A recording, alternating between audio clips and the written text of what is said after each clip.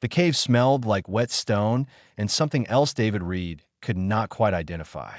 He crouched low, his headlamp cutting through the darkness as water dripped somewhere in the distance. Behind him, Lucia Ortiz kept her hand near her weapon, eyes scanning the shadows with the practiced caution of someone who had seen too many things go wrong on frontier worlds. "This is a waste of time," Byrne chirped, his feathers puffing up nervously. The tower administrator had been complaining since they left the research station an hour ago. "We should be reviewing supply requests, not crawling through caves because some sensor picked up an anomaly." Howrick said nothing. The Soren researcher moved with careful precision, his scaled hands holding a scanner that beeped softly every few seconds. His species did not waste words, which David appreciated. Too much talking made him miss important sounds. The tunnel opened into a larger chamber. David's light swept across the walls, and he stopped breathing for a moment. Markings covered the stone, symbols he did not recognize, but that looked deliberate. "Old. Very old." "There," Howrex said, pointing with one clawed finger. In the center of the chamber sat an egg. Not a normal egg. This thing was the size of a small barrel, crystalline and semi-transparent. Patterns of light pulsed beneath its surface like a heartbeat made visible. Blue, then green, then colors David had no names for. "Beautiful," he whispered. "Dangerous," Lucia corrected. "We don't know what laid this thing or if it's coming back." Bourne had gone very still, staring at the egg with his large eyes. "We should leave. Now, there are stories among my people about eggs like this. Nothing good comes from them." "Stories aren't science," David said, already moving closer. The egg radiated a gentle warmth. His scanner went crazy with readings he did not understand. Energy signatures that made no sense. Biological markers that contradicted each other. "We can't just leave it here. What if it's endangered? What if it's the last of its kind? What if it eats us?" Byrne asked. Howreck tilted his head, studying the egg from several angles. "The shell is weakening. It will hatch soon, with or without our presence. Better to observe in controlled conditions than have an unknown creature wandering near the colony." That settled it as far as David was concerned. Lucia argued for another 10 minutes, but eventually they rigged a hover cart and carefully loaded the egg. The whole way back to the research station, David kept checking to make sure it was secure. The light patterns inside seemed to speed up slightly, as if the thing knew it was moving.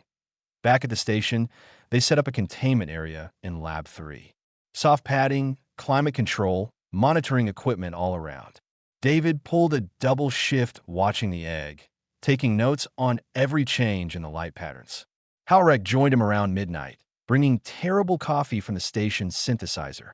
"You should rest," the Soren said. "It may not hatch for days. Or it might hatch in the next hour," David replied. "I'm not missing this." He did not have to wait long. Around 3 in the morning, the light patterns began pulsing faster. The egg's surface developed fine cracks that spread like a web. David activated the recording equipment and leaned forward. The shell broke apart gently, pieces falling away to reveal the creature inside. David's first thought was that someone had designed this thing to be as adorable as possible. It was small, maybe the size of a house cat, with scales that shimmered between silver and blue. Tiny wings folded against its back, still damp from the egg. Its head was all large eyes and small snout, and when it looked directly at David, he felt his heart melt a little. The creature chirped. The sound was high-pitched and questioning, like a bird asking for food. "Hello there," David said softly. "Welcome to the universe." The creature tilted its head, studying him with an intensity that seemed unusual for a newborn. Then it chirped again and took a wobbly step forward on 4 small legs. By morning, half the station had come to see the baby dragon, as people were already calling it. Even Byrne, despite his earlier concerns, could not resist the creature's charm. It responded to voices, seemed curious about everything, and made small cooing sounds when people spoke gently to it. "What should we call it?" Lucia asked, watching as the creature investigated a box of equipment. David thought for a moment. The scales caught the light and seemed to flicker with internal luminescence. "Flicker. Let's call it Flicker." The creature turned at the sound of the name. as if it understood. Its large eyes blinked slowly, and for just a moment, David thought he saw something ancient looking back at him. But then Flicker chirped happily and went back to exploring, and David dismissed the feeling as exhaustion. Howrek ran the initial scans while Flicker ate synthesized protein paste with apparent enjoyment. "Readings are strange," he said, frowning at his screen. "The creature's cellular structure does not match anything in our databases. Energy signature is unusual. Growth rate appears accelerated." "How accelerated?" David asked. "Unknown. We will need more time to establish a baseline." But time was something they would not have much of. As David watched Flicker play with a rubber ball, completely unaware of the attention it had attracted, he could not shake the feeling that they had brought something significant into their lives. Something that would change everything, that he just had no idea how right he was. 3 days changed everything. Flicker followed David everywhere. Not in the clumsy way of a pet, but with purpose and awareness that seemed too developed for a newborn. When David worked at his desk, Flicker curled up nearby, watching the screens with those large, intelligent eyes. When David ate, Flicker ate. When David slept, Flicker positioned itself by the door, as if standing guard. "This is remarkable," David told Howrek on the 4th morning. "Look at this." He held up 3 color blocks. Flicker blew one. The creature's head swiveled, examined the blocks, then gently picked up the blue one with its mouth and placed it in David's hand. "Red one." Again, perfect selection. That Howrek's tail swished slowly, a sign of concern among his people. "Learning speed is abnormal. Creature has doubled in size since hatching. Now as large as a medium dog. Growth this rapid suggests either very short lifespan or something else entirely.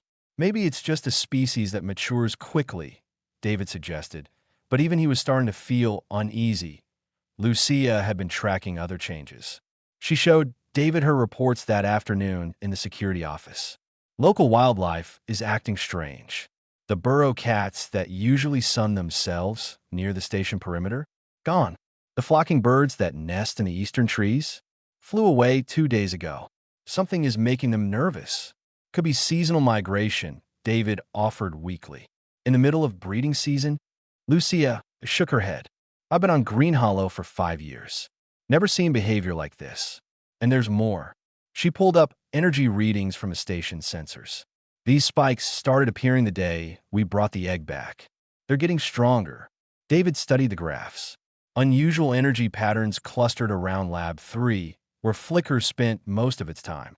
"Could be equipment malfunction." "Could be," Lucia agreed. "Or it could be that thing is affecting the environment in ways we don't understand." "David, I like Flicker too, but we need to be careful." Byrne was less cautious with his concerns. He burst into the lab that evening, his feathers standing on end. "I have been researching," he announced. "Old stories from my people, from before we joined the galactic community.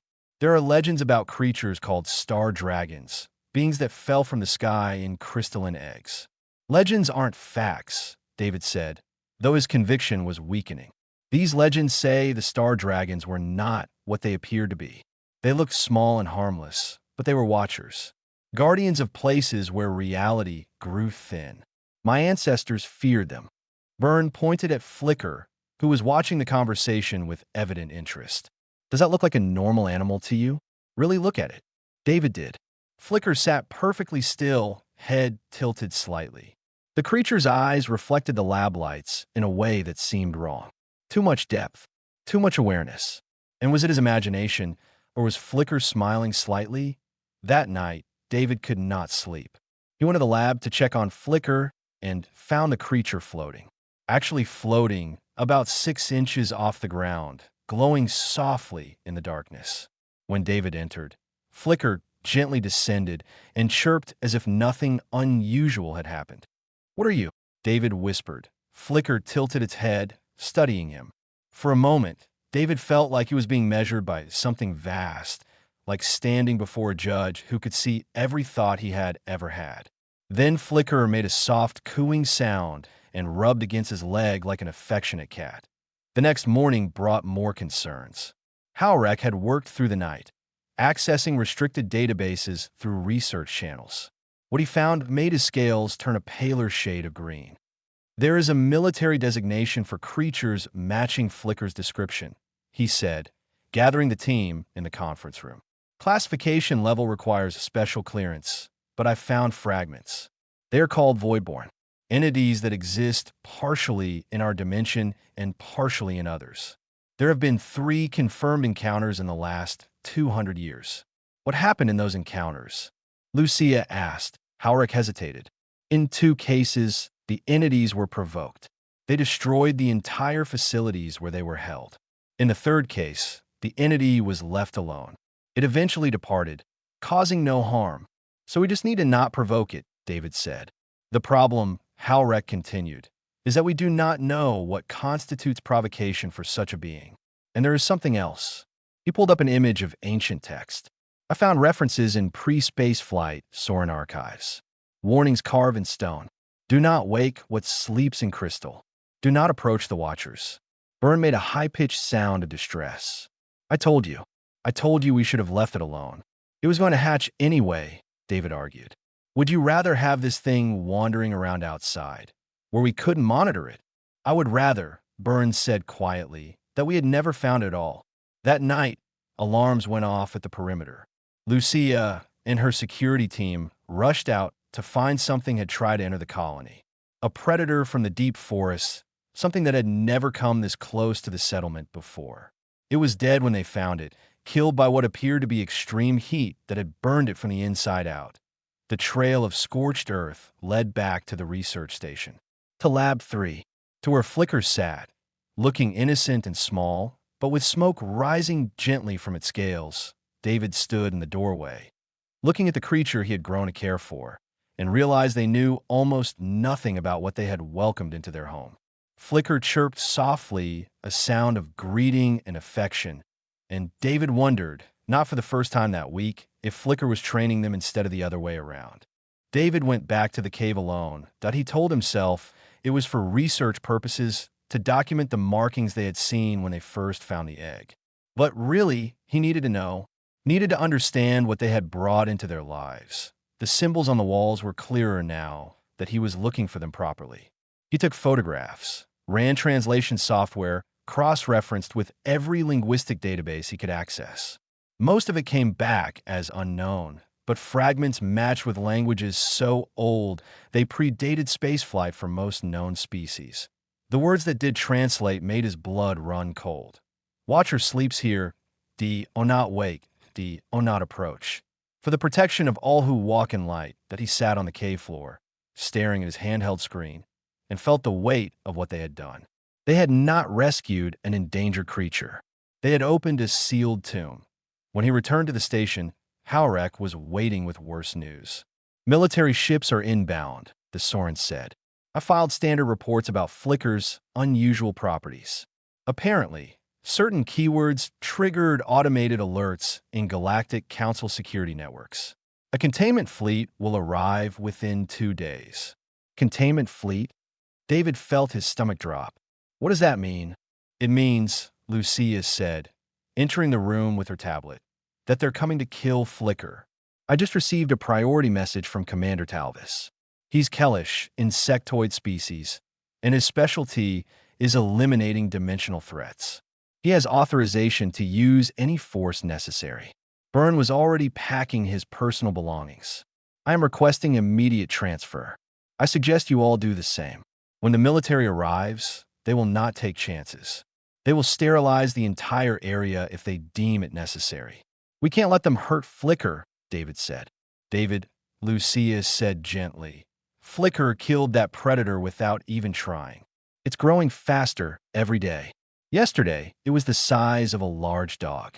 This morning I saw it, and it's the size of a pony. How big will it be tomorrow? Next week? What if it decides we're a threat? It won't. Flicker has had dozens of opportunities to hurt us and hasn't. It's been protecting the colony. Howrick's tail moved in patterns David had learned meant deep thought. There is logic in that observation. The predator that died was moving toward the station. Other dangerous creatures have been found dead in the forest, all showing signs of extreme heat damage. If Flicker intended harm, we would already be dead. Or, Burns said from the doorway, it is waiting for something, building its strength. How do we know what such a being thinks or wants? That afternoon, David called a meeting in Lab 3. Flicker was there, now the size of a small horse, curled up in the corner that had been modified to accommodate its growth. When they all entered, the creature raised its head and watched them with those impossibly deep eyes. Flicker, David said, feeling foolish but desperate. If you can understand me, we need to know what you are. The military is coming. They think you're dangerous. Please, help us understand. Flicker blinked slowly. Then, deliberately, it stood and walked to the computer terminal. With careful precision, using one claw, it began touching the screen. Images appeared. Ancient star charts. Coordinates that marked specific locations throughout the galaxy. Then diagrams, mathematical formulas that made Howrek gasp. These are dimensional calculations, the Soren breathed. This is showing how reality folds at certain points. Places where our universe touches others. Flicker pulled up an image of Green Hollow, zoomed in on their exact location.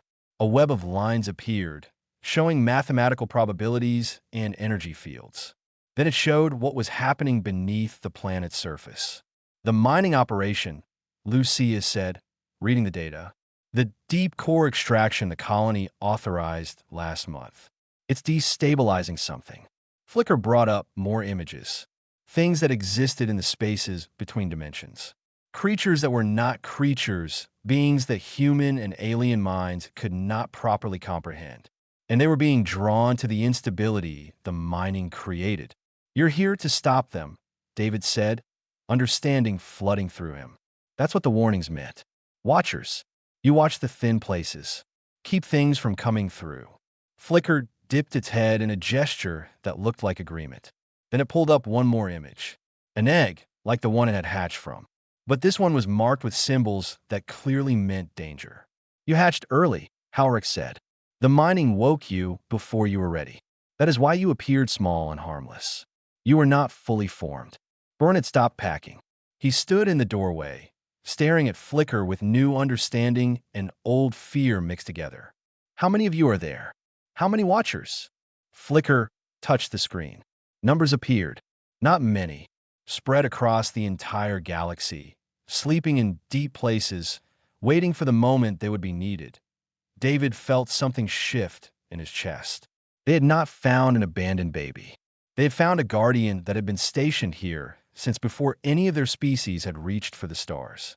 And human curiosity, human compassion for what they thought was a helpless creature, had allowed it to grow without fear or interference.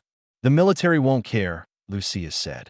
They'll see a dimensional entity that can rewrite reality, and they'll try to destroy it anyway. Then we protect Flicker, David said, the same way it's been protecting us. Howrek nodded slowly. Lucia checked her weapon, then nodded too.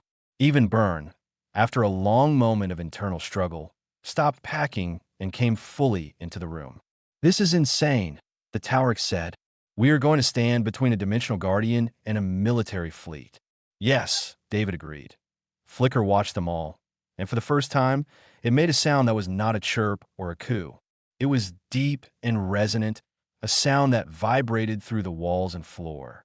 A sound that felt like gratitude and acknowledgement, and something else David could not quite name. They had 2 days before the fleet arrived. The fleet arrived early. 6 ships materialized in orbit around Green Hollow, their weapons arrays already powered up. David watched the tactical display in the station's command center and felt his mouth go dry. These are not research vessels or standard military ships. These were designed to crack planets, if necessary. Commander Talvis did not waste time with pleasantries. His image appeared on the main screen, his insectoid features arranged in what might have been determination or anger. Hard to tell with the Kellish. Research Station Green Hollow. You are ordered to evacuate immediately. All personnel have 30 minutes to board transports. The entity you are harboring will be terminated via orbital strike. This is not negotiable. David stepped forward. Commander, you don't understand what Flicker is. It's not a threat. It's a guardian. It protects this area from dimensional breaches. We are aware of what Voidborn claimed to be, Talvis said. His mandibles clicked in a way that sounded dismissive. We are also aware of what they are capable of. 300 years ago, a Voidborn destroyed an entire station when researchers attempted to study it. 2,000 people died. We will not risk a repeat. That one was provoked, David argued. You said it yourself. Flicker has done nothing aggressive. It's been protecting the colony. The entity has grown from newborn to the size of a small transport in less than a week. It displays reality manipulation abilities. It is a Category 5-dimensional threat. My orders are clear. Lucia, join David on screen. Commander, if you destroy Flicker, you'll remove the only thing standing between this colony and whatever's trying to break through from the other side. The mining operation destabilized the dimensional barrier here. Flicker is keeping it sealed. Then we will seal the mine and post a monitoring station, Talvis said. The Galactic Council has protocols for dimensional instability. We do not need unpredictable entities to manage the situation. Your protocols won't work, Halrek said, pulling up data. I have analyzed the breach patterns. They are accelerating. Whatever is on the other side is actively trying to force its way through. It would take months to mobilize the equipment needed for a proper containment field. We have days at most. Talvis studied the data, his compound eyes reflecting the light in fragmented patterns. Then we evacuate the colony and quarantine the planet until proper resources arrive. How many people live on Green Hollow? David asked. 1,500? Where will they go? How long will it take to relocate them? And what happens when similar breaches appear at other thin points across the galaxy? There aren't enough Voidborn to guard every location if you start killing them. That, Talvis said coldly, is not my concern. Evacuation begins in 28 minutes. The screen went dark. David turned to find Flicker standing in the doorway. The creature had grown again, now the size of a large transport vehicle, its scales shimmering with colors that hurt to look at directly. But its eyes were the same, calm and intelligent and somehow sad. I'm not letting them hurt you, David said. Flicker made a low sound, almost like a sigh. Then it moved past them, heading for the main airlock. Wait, Lucia called, but Flicker did not stop. They followed the creature outside. The colony had gathered, word having spread about the fleet in orbit. People stood in clusters, some packing emergency supplies, others just staring at the sky where the warships hung like metal vultures. Flicker walked to the center of the main plaza and sat down. Waiting, David ran to stand between Flicker and the sky. A symbolic gesture, he knew. If they fired from orbit, his presence would not matter. But he had to do something. You're going to get yourself killed, Lucia said, joining him anyway. Her hand rested on her sidearm, as if that would make any difference against orbital weapons. Halrek took position on the other side. Illogical but loyal, he said. Very human trait. Byrne flew down, landing nearby. If we were all going to die, at least we died doing something right. More colonists came forward. Humans, Taurik, Soren, even a few Kellish who had made Green Hollow their home. They formed a circle around Flicker, bodies between the Guardian and the weapons above. David's communicator chirped. Talvis appeared on the small screen. What are you doing? Clear the area immediately. No, David said simply. I can destroy that creature without harming the colonists. We have precision weapons. Maybe, David agreed.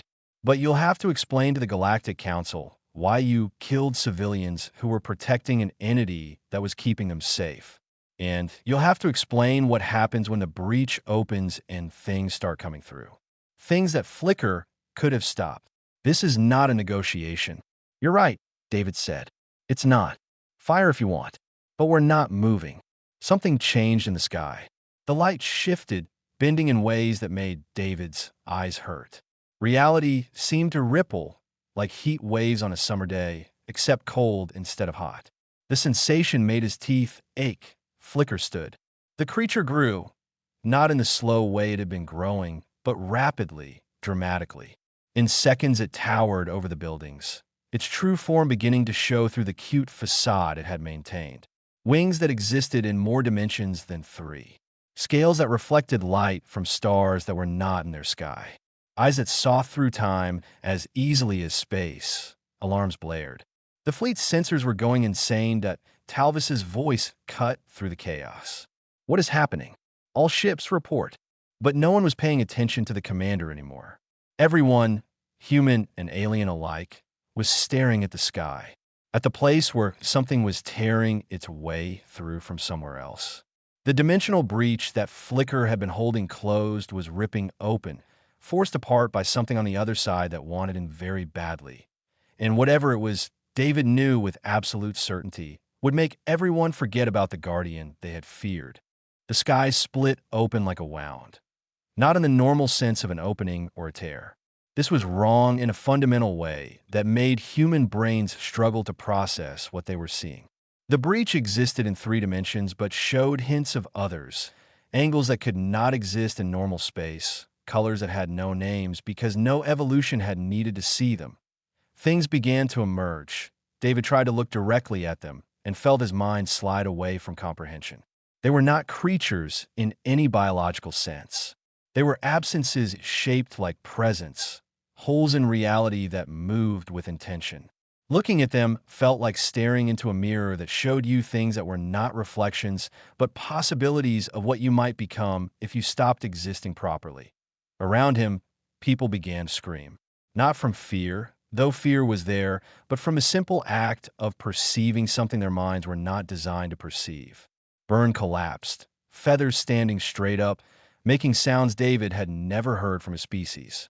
Even Halrek, usually so composed, had his eyes squeezed shut, but the humans could watch. It hurt, made David feel like his thoughts were being pulled in directions they were not meant to go, but he could watch. Lucia stood beside him, her face pale, but her eyes open. Other humans in the crowd were the same, enduring through something that was making most alien species shut down. Flicker spoke. Not in words, not in sounds. The communication bypassed language entirely and arrived directly in David's consciousness.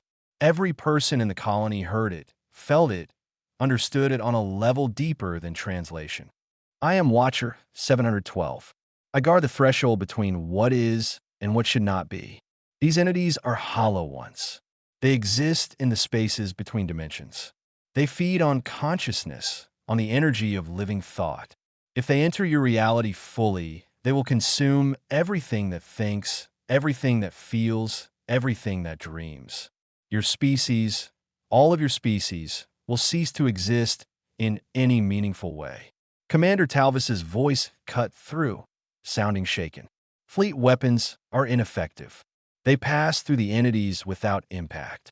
What are we supposed to do? Watch, Flicker said. Learn and understand why we Watchers exist. The Guardian moved. Not the small, cute creature they had known, but something vast and terrible and beautiful all at once. Flicker grew until it dwarfed the colony buildings, its form shifting between solid matter and pure energy. Wings spread that seemed to cut through multiple realities at once. The cute dragon baby they had protected was gone, replaced by something ancient and powerful that had been playing at being small for their comfort. The hollow ones converged on Flicker. The battle that followed took place partly in normal space and partly in dimensions David could barely perceive. Energy flashed in spectrums that made his eyes water. Space folded in on itself. For moments that stretched like hours, David watched as Flicker fought things that should not exist to protect things that did. Your species can witness this. Flicker's voice came again, and David realized the Guardian was speaking specifically to the humans now. Your minds bend, but do not break when exposed to dimensional anomalies. Most species lose consciousness or experience permanent psychological damage when viewing beyond the veil. Your kind remains functional. This is why you are valuable. This is why I allowed myself to be taken by you. You wanted us to find you, David said, understanding flooding through him. I needed to mature quickly, to do so without causing panic. Your compassion allowed this. Your curiosity gave me time. Your protection gave me space to grow. And now your ability to perceive without breaking allows you to witness and report what happens here. Others need to understand the threat, need to know why watchers must not be destroyed. Lucia was narrating into her communicator, describing what she saw to Talvis and the fleet. Her voice was steady despite the horror of what she was describing. Other humans were doing the same, recording, documenting, bearing witness to something that would drive most species into madness. The hollow ones pressed harder. More were coming through the breach, drawn by the presence of so much consciousness gathered in one place. Flicker fought them back, but David could see the Guardian was struggling. There were too many. Even a watcher had limits. "Can we help?" David asked. "There must be something we can do." "Close the breach," Flicker said. The mining operation created resonance patterns that weakened the dimensional barrier, destroy the deep core equipment, collapse the tunnels, remove the source of the instability. Talvis was already moving, giving orders to his fleet. Precision strikes began hitting the mining facility, collapsing tunnels, destroying equipment. But it was not instant. It would take time to seal everything properly, time that Flicker might not have a hollow one got past the Guardian's defenses. It touched the ground near the colony and grass withered instantly, turning gray and lifeless. A colonist too close to the impact fell, screaming, his mind unable to cope with direct contact. David ran forward without thinking. He grabbed the colonist and dragged him back. The man was babbling nonsense, his eyes seeing things that were not there. Or perhaps seeing things that were there, but should not be visible, Flicker roared. The sound existed in multiple frequencies, some audible, some felt only as vibrations in bones and teeth. The Guardian blazed with light that burned in colors David had no names for. Power radiated outward in waves that made the air shimmer and crack. The hollow ones recoiled. Flicker pressed the advantage, driving them back toward the breach. Behind the Guardian, deep underground, the mining facility continued to collapse.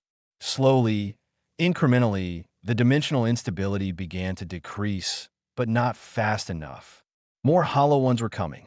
David counted 5, then 10, then lost count as they flowed through the breach like water through a crack in a dam. Flicker was faltering. Even a watcher could not hold back an infinite tide alone. The breach began to close, not because the mining facility was fully sealed yet, but because Flicker was forcing it closed through sheer power and will. The Guardian positioned itself at the dimensional tear, wings spread across realities, and simply refused to allow it to remain open. David watched as Flicker burned, not with fire, but with energy that looked like concentrated starlight. The Guardian was pouring everything it had into sealing the breach, holding back the hollow ones while simultaneously knitting reality back together. IT was not enough. 2 more hollow ones slipped through, gliding toward the colony with horrible grace. Talvis's ships fired everything they had, but the weapons passed through the entities as if they were shadows. Lucia grabbed David's arm. "We need to evacuate. Now, get everyone who can still move to the transports." But David was watching Flicker. The Guardian was trembling now, its form flickering between states. Too much power being used too fast, like a candle burning at both ends, consuming itself to provide light. "It's dying," he said. "It's buying us time to escape," Lucia corrected. "Let's not waste that gift." The mining facility gave a final groan as the last support beams collapsed. Underground, kilometers of tunnels folded in on themselves. The dimensional resonance that had been feeding the breach suddenly stopped. The tear in reality began to shrink faster, the hollow ones caught in it being pulled back to wherever they came from.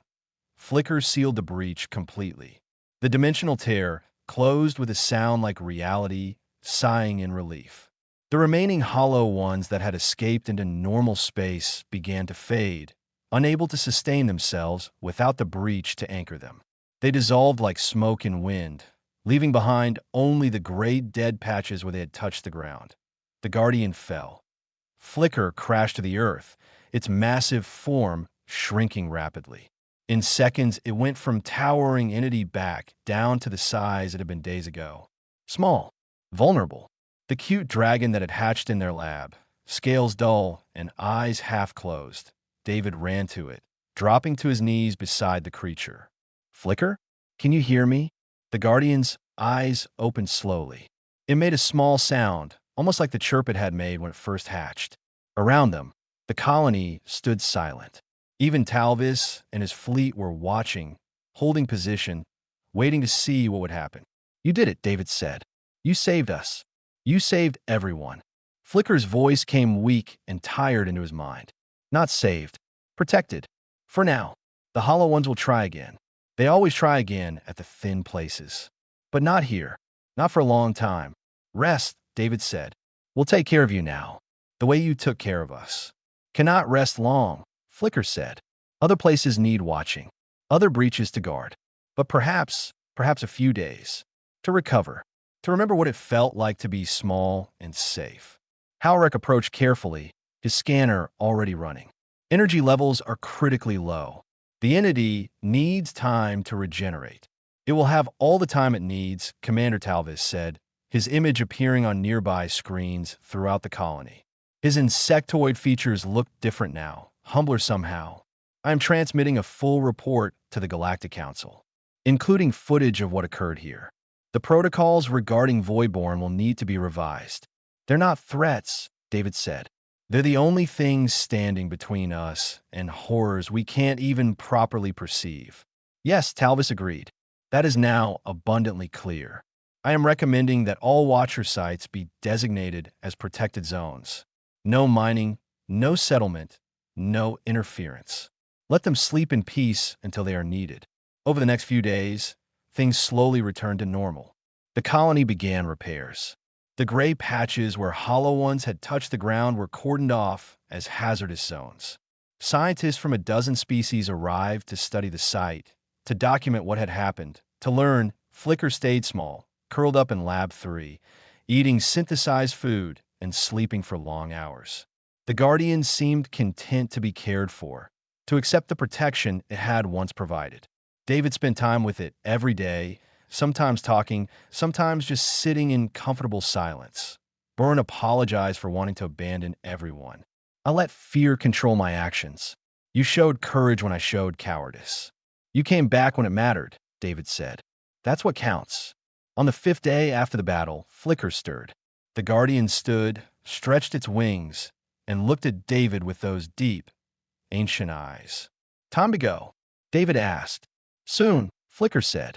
"There are other thin places that need watching, other breaches waiting to happen. But I wanted to say goodbye properly, and to thank you. Thank us. We should be thanking you. You gave me something rare," Flicker said.